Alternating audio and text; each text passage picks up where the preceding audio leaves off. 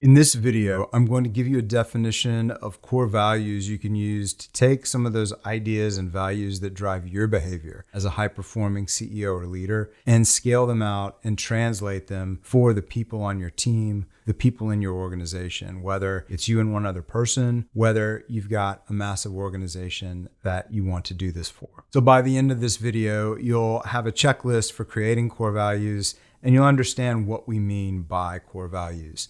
This one's going to be a very action-focused and people-focused definition, so it may be a little different than some of the definitions you're used to seeing.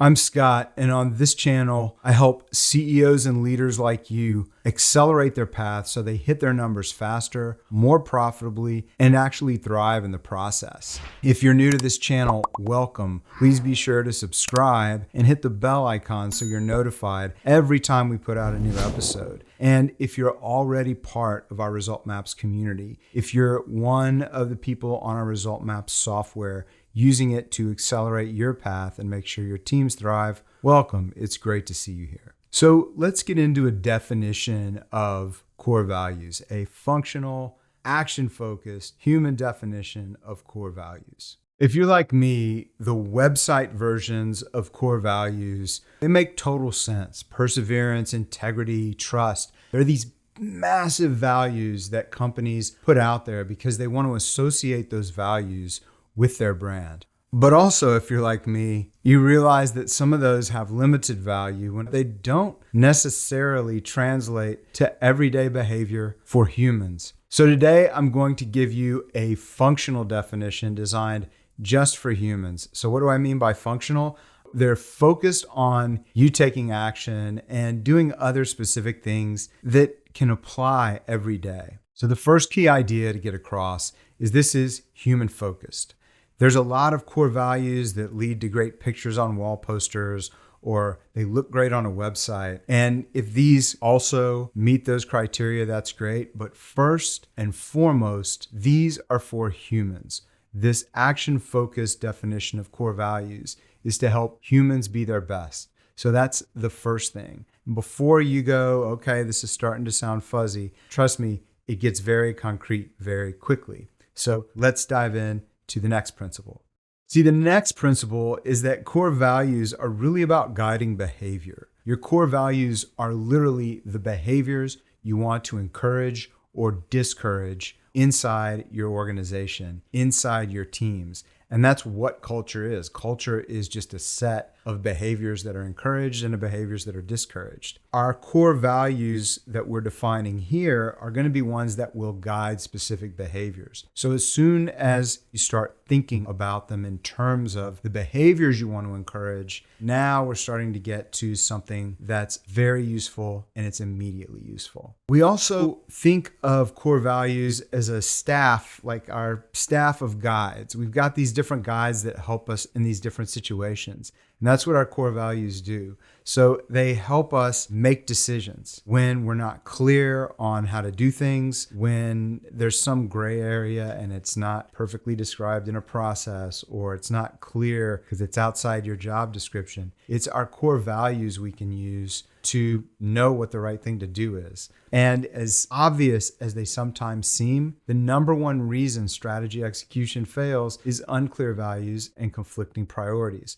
So getting those core values that are your number one core values, your number 1 through 12, or whatever number you're going to get, that's really important. Your values serve as prioritizers. So they're automatically going to help you prioritize which behaviors are most important and make decisions about how you order priorities in your day or in the moment. Those core values guide those decisions. Your core values also are hiring advisors. And unfortunately, sometimes they're firing advisors because now you're looking for people who are value aligned enough that they can be successful. And the more you can outline specific behaviors that are easy to encourage, the easier it's going to be to see those immediately. So that takes us to the next principle, which is your core values are high-fiveable. You're able to see them every day. Give somebody that high five, a double high five, a fist bump, whatever the case may be, a virtual pat on the back. They're things that inform behavior enough that they're going to come up on a pretty regular basis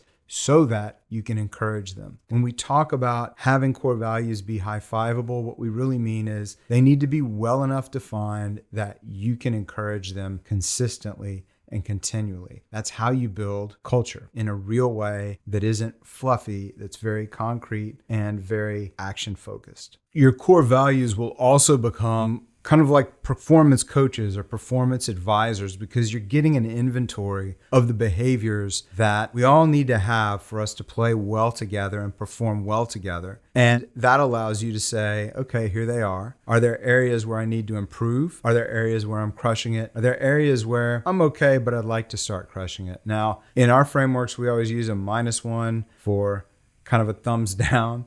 We use 0 if you're, and we use 1 if it's kind of a thumbs up. And what that does is it starts to paint a picture of, do you have a fit? And you can actually use that in hiring. You can use that when you're thinking about performance. This isn't an HR focused exercise. This is a thinking tool and a communication tool and a teamwork tool so that everyone can understand these are really the behaviors we need. You're going to have your goals. You're going to have other things that are guiding very specific number-based performance. This is about how we interact as a team and how we interact with our customers and how we interact as an organization. So we're spelling that out and making it very explicit so that our values are very clear. That's the great thing about having these core values.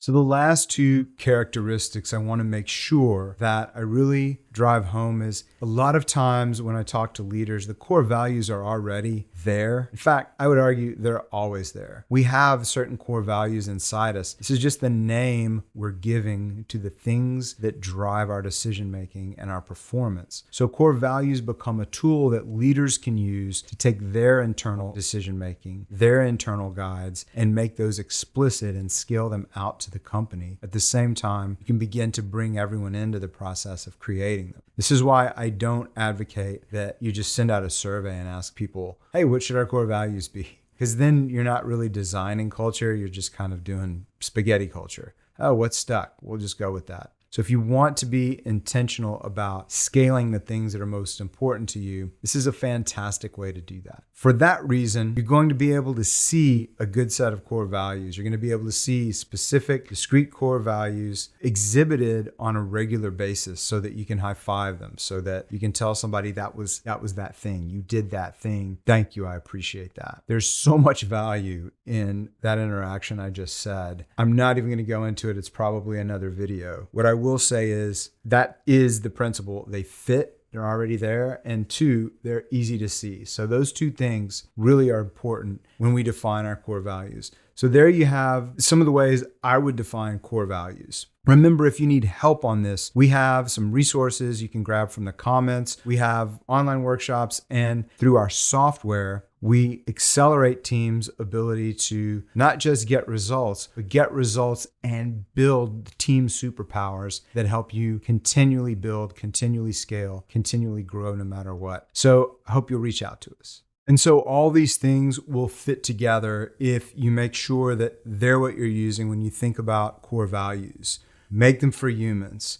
Make them behavior guides. Make them decision guides. Make them prioritizers. High five them every day. You want to be able to see them. You want to be able to have them inform performance. And they need to fit with how you feel about your values in the world. And they need to fit with the work people are actually doing. So they're going to be easy to see. If this is resonating, if this makes sense, and you can see how you would put these into action, say yes in the comments. Give me that yes, give me that +1. And bonus points if you'll list your core values, even just one of them, one of the ones you're thinking about in the comments. Now, if you got value from this video, make sure to hit the like button and share it with other leaders you know could benefit. If you haven't subscribed yet, go ahead and hit that subscribe button and the bell icon so you're notified when I put an episode like this out every single week. If you're interested in more resources Follow the link in the description below to get resources to help you build your core values, learn how to incorporate those into a larger vision